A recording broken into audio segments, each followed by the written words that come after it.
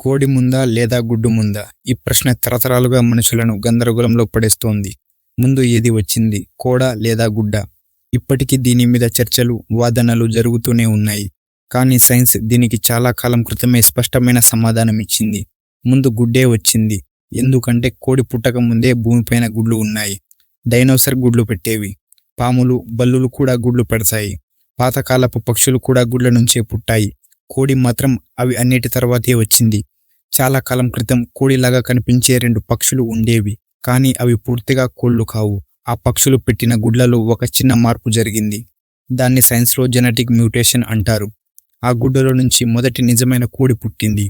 అంటే గుడ్డు పెట్టిన పక్షి కోడి కాదు, కానీ ఆ గుడ్డులో ఉన్నది మాత్రం కోడే.